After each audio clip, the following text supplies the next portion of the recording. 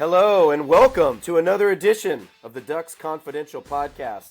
I'm Joe Freeman. He's Bill Oram. We work for the Oregonian and Oregon Live, and we're covering the Ducks National Championship chase. Happy holidays, Bill. How the heck are you? Doing great, Joe. Happy holidays to you and your family as well. Getting excited to hop on a plane here in a couple days and head down to the Rose Bowl for either Oregon's last game of the season or the beginning of a historic run. And so it's exciting to kind of be at this point where we're kind of within spitting distance of the actual game. Yeah, it's wild. I feel like we've been waiting for this for quite a while. It's like stages. We had are they going to play Ohio State or Tennessee? Let's see that. Oh, that turns out to be a blowout. Now we finally got a pairing, and we've got it on the horizon. I'm ready to get out there. Man, that was quite a beatdown in that game. I did not see that one coming. No, I mean, I spent a lot of time kind of contemplating what a Tennessee matchup would look like for the Ducks, just because that would be something new. And you know, obviously, Dillon Gabriel's first college coach was the coach at Tennessee, so there were storylines there. And the Buckeyes, I mean, to their credit, by the way, took the air out of that balloon, you know, really quickly. And you know, a team that, you know, and I talked about this a little bit with James Crepea on an episode of this earlier this week, but the way that Ohio State flipped the narrative about itself with one game, because coming off that Michigan, you know, debacle, Ohio State was on its heels, was seen as, you know, this tragic college football story. You know, how bad could it get? Ryan Day, obviously, you know, on the verge of getting fired, which may still be the case. We'll find out. But and all of a sudden, you beat Tennessee, you beat down Tennessee, and now the Buckeyes are favored against the Ducks in Pasadena. And, you know, you don't have to look that far on social media or television to find somebody who's calling Ohio State the best team in the country. Which is something I think you could have credibly said throughout the season, even with the Oregon loss. But the Michigan defeat just changed the way people looked at Ohio State so much, and then to have it swing so dramatically back the other way in a game that Ohio State played at home and was favored in. And, you know, winning it wasn't the shock. It was just the manner of the defeat that it really got people's attention. Yeah, I guess in a in a weird way, it really is a perfect kind of game for this new playoff system. You know, in the old system, Ohio State wouldn't even be in the game anymore. And here they are now, suddenly have flipped the script to, you know, facing their detractors and one would say silencing their detractors. And now they're favored against Oregon in the Rose Bowl, which no one would have foreseen just 2 weeks ago. So, yeah, it's kudos to this system. It's a flawed system, but it's nice to see that, you know, one of the best teams is still going to be alive. And one of the points that has occurred to me is that we are going to get, you know, national championship caliber matchups in each round of the playoff now going forward. You know, Georgia, Notre Dame, I think you could put on that same level. Fun. Oregon, Ohio State, you know, fun. Ohio State, Texas, or Oregon, Texas in the second round. Fun. Or the semifinal, not the second round, the third round, really. Yeah. And you know, and then who knows what awaits in the, you know, in the championship. So these are, in terms of, you know, the quality of games that the sport is putting out there. And the networks, by the way, who designed this whole thing, ESPN basically designed this whole thing, and, you know, they, you know, the way ESPN and Fox have manipulated the sport to create these super leagues and everything else, it's like this is delivering the kind of product that I think they wanted to see, which was, you know, blue blood on blue blood on blue blood on blue blood. And so that's what we're getting. Yeah, it's fun. I'm looking forward to it. I'm looking forward to the Rose Bowl. It should be a good game. Have you covered one before? I know you went. I went as a fan back-to-back years, but I've never covered one. Yeah, okay. It should be fun. I'll see how different it is. It's if for fans who are going for the first time, it is. You know, I grew up it kind of a mix of places, but I grew up in Florida, and you hear the granddaddy of them all and all the hype of the Rose Bowl, and you're like, whatever. You know, you down there, it's the Orange Bowl and the Sugar Bowl kind of reign supreme. But throw all that out the table. The Rose Bowl is the best venue that arguably I've been to. It's certainly like a neutral site venue. The setting, the weather, the amount of fans it holds, you can kind of feel the history. It's an old stadium. I mean, you're tailgating on a golf course. Like it's next level. So for those of you who have been, you know what I'm talking about. For those of you who are going for the first time, enjoy the ride. It's a blast. Yeah, this is gonna be my first time actually covering the game. Lived in Los Angeles for a number of years. Had friends whose alma maters would come through the Rose Bowl, and they'd go out there. I never went. In fact, my first time at the Rose Bowl, inside the Rose Bowl for a game, was this fall when Oregon played UCLA. Obviously, a different atmosphere and different stakes. Yeah. On whatever that was, September 27th, maybe comes to mind. So excited to be back there for the second time this year in a game with a little bit more meaning. Than what we got back in week 4. Yeah. Definitely a lot more at stake. As this is the second time Bill and I have hosted this pod together, and as I mentioned the last time, we're obviously not your normal Ducks Confidential hosts, but our place of employment is beefing up our coverage for the postseason, so that means we're producing more pods for you. So you're welcome. Keep an eye out for more of these as long as the Ducks ride lasts, with various writers and reporters jumping in the hosting chair. And along the way, please visit OregonLive.com/Ducks for all your Ducks coverage. And don't be shy about giving us a 5-star review on your favorite podcast app. We've been trying to keep these a little shorter than the usual hour-long benders since we are doing so many more. So we kind of thought we'd detour from a breakdown of the game or a look at the matchups and all that stuff. And we thought we'd talk quarterbacks. And specifically, we thought we'd talk about 2 quarterbacks connected by an island, by a championship chase, and by the number 8. I'm talking about Dillon Gabriel and Marcus Mariota, of course. You've probably heard that Gabriel asked Mariota if he could wear his number 8 uniform before he landed with the Ducks. But their connections runs a little deeper than that number. It's something that I wrote about that ran on the interwebs today. And so we kind of thought we'd delve in a little more about that. Yeah, and for people who are listening to this podcast and haven't read Joe's story, I would encourage you to hit pause, go find it on Oregon Live. I mean, the headline is, sure, Dillon Gabriel and Marcus Mariota share a number 8 Oregon jersey, but their connection runs much deeper. And it's just a terrific story, Joe. And the reason is that you were able to shine a light on this thing that we sort of have known and understood was part of Dillon Gabriel's journey and story, but really illuminate what that relationship means, where it started, the fact that Dillon Gabriel first encountered Marcus Mariota as an elementary school student at a Jump Rope for Heart event at his elementary school. I certainly remember Jump Rope for Heart. There were never any local celebrities who came to Cloverdale Elementary School back in the early 90s. So that feels like a miss on the part of our leadership at the school. But just a really cool. It's a really cool connection because these two have sort of been circling each other for a long time. When this is all your reporting, Joe. So I'm rehashing stuff that you went and found out. I'm not trying to take credit here for this information. No credit, but no credit taken. But the fact that when Dillon Gabriel left high school to go play at Central Florida, Marcus Mariota's mom reached out to Dillon's mom to just share some insight about what it's like to have your son go play college football, half a world away. And, so that there was a casual friendship and connection between the two of them. And then when Gabriel was considering leaving Oklahoma and Oregon was a contender for his services, she reached back out to Dillon's mom again to sort of share some perspective on Marcus's experience and the community and the sort of family atmosphere of the Oregon football program.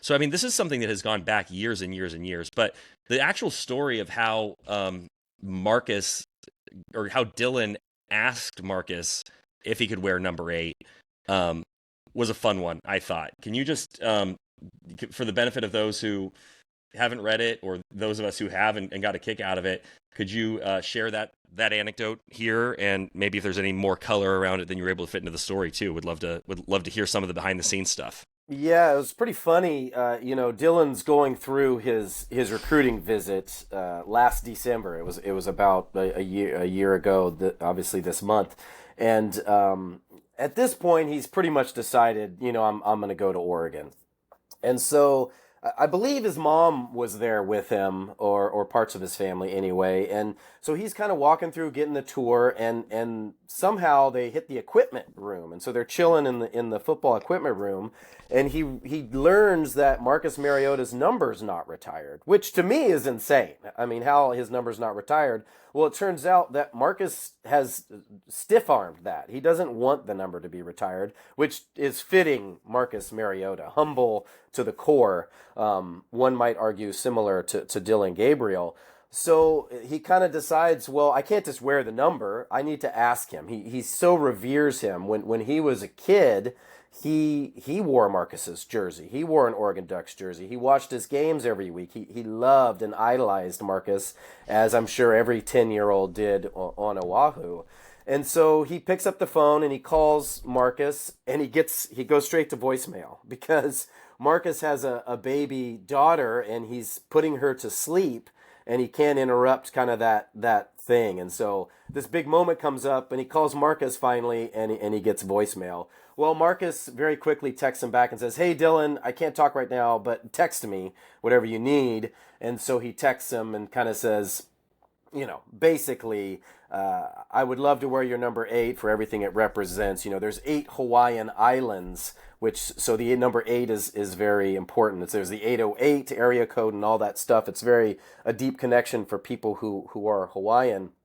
And Marcus, and again, fitting Marcus away, responds immediately and says, "I would be honored if you would wear my jersey. That would mean so much to me, and it means a lot to me that you even asked." And it kind of touched off a deeper friendship between mentor and mentee that has spanned the entire season. And this as well, Bill. Marcus will randomly text Dillon before big games. He did so before the Big Ten championship game, and he has, before senior night and other events, just to say, "Hey, good luck," or, "I saw this, you're doing a good job with X, Y, and Z." And it's kind of, kind of an innocuous, innocent, funny little thing has spurred a friendship between two important figures in Oregon history. Yeah, and I think that is... There's a detail in there that I think answers a question that a lot of Oregon fans and media have had, which is, why has Marcus Mariota's number not been retired? Why haven't any numbers been retired at Oregon? And, the idea that Marcus has basically said, "No, that's not something I want," feels like a dance between the University of Oregon and its greatest player ever that will eventually yield the number 8 not hanging in the rafters, but being, enshrined in some way. Whether that means a strict retirement or not, we'll see. But it is cool that Marcus has held them off long enough that it could have this sort of connection to Dillon. And I'm sure there are people who feel certain kind of way about whether anybody should be wearing number 8, right? Whether it's wrong for anyone to be wearing the number 8 again, given that the greatest player in school history wore it and led them to their greatest success in it. But I would argue that if anybody were going to wear number 8, if a quarterback was ever going to wear the number 8 again at Oregon, it is so fitting and perfect that it is Dillon Gabriel, who, this is going to sound a little cheesy, but who wears it with honor, and who to whom it means something more. It's not just, he transferred in and he used to wear number 8, so he wants number 8. You and I both covered the NBA. How many guys came through and said, "Oh, I want number 17. I'll buy you a Lincoln if you can let me have my number." Like, it's just like, it's not just a personal thing or personal preference for Dillon. Like, it really, it is deep to the core for him. And there is something that is, I would say, unique about this Oregon team in terms of the number of players who have a really deep connection or grew up fans of this team. And I think probably all of them, to some degree, that can be traced back to Marcus and the teams that he led. But, obviously Dillon. Bryce Betcher is an obvious one. He grew up a Duck fan in the shadow of Autzen Stadium. But how about Tez Johnson in Birmingham, Alabama? The fact that Tez, became a Duck fan at a young age, watching LaMichael and those great Duck speedsters, and kind of made watching football fun. And the other, Mateo Iunglele. These are all people you've written about, by the way, funny enough. But Mateo's dad, Big Dave, posted on Twitter a few weeks ago a photo of Mateo on Christmas Day getting a bunch of Duck gear at 9 years old, 10 years old, and that was something I didn't know. So yes, Oregon is a big national brand, and so they have a lot of fans out there in, you know, surprising places. Their fan base stretches well beyond Lane County, but it has been kind of neat to see that these players who, especially in a day and age when a lot of players on major programs feel a bit like mercenaries. Oregon's Dillon Gabriel's third school. He's only going to be here for 1 year. How much can like the University of Oregon really mean to a guy who's only going to be here for less than a year? Tez Johnson, obviously followed Bo here. He's going to have played 2 seasons. I think it's meaningful in this age of player movement to see, no, this does actually mean something to these players. They do have a connection that goes deeper, than the obvious, outer surface of, why you might come play at Oregon. And I think that resonates with fans. It resonates with me. And those are the sorts of stories I've enjoyed learning kind of as this season has unspooled, because this has been a really fun and, historic Oregon football season with a chance to be much greater. And, these are going to be the players that if the Ducks actually do pull this whole thing off, not going to be easy, not saying they will, not saying they won't, but if they do, these are going to be the players whose stories we're going to be talking about for, God, if I didn't sound cheesy before, I'm going to now, whose stories we're going to be telling for generations in here in the Beaver State. Yeah, it's interesting that you mentioned kind of the one and done, the mercenary kind of thing. And I think from an outside perspective, people look at Dillon Gabriel as one of those type players. Yeah. But for him and his family, it could not be further from the truth.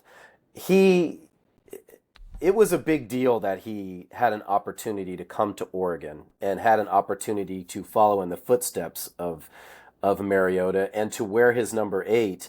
Talking to his mom, this is one thing I didn't get in there. She was like, look, I have 3 boys. Dillon has an older brother and a younger brother. And it's important and has always been important for me that they find their place. That's what she kind of called it, their place. And what she meant by that, and this is something that Dillon has said as all of his previous stops, is, I hope when I go to a place, it's a place that I can come back to with my kids one day. And getting to know him a little bit from the outside, and by no means am I close to Dillon Gabriel, but watching him from afar and getting close to people and talking to people around him, he is a guy who is genuinely a good dude, who cares about the community that he represents and the people in that community. And going back to what his mom said, she's like, I feel like Dillon has found his home in Eugene. He feels like it's a place where he can bring his kids back to one day when he has them. Now, that's a perfect thing for a dude who rolls around in a white minivan. So good on him for getting a jump start on that. But taking it a step deeper, something else I kind of wrote about in this story was Dillon is a very big proponent or he's a big philanthropist in terms of giving back to where he's from and giving back to his community. And that has been happening for a long time in Hawaii. And a big part of this story and their connection obviously involves their Hawaiian roots and the aloha spirit. And there's just something, as his mom said, a little different about people who are from the island. And I think any of us who have gone there, we feel that. And it's not just the sun and the waves and the picture perfect weather and we're on vacation. It's the people and the spirit of the island.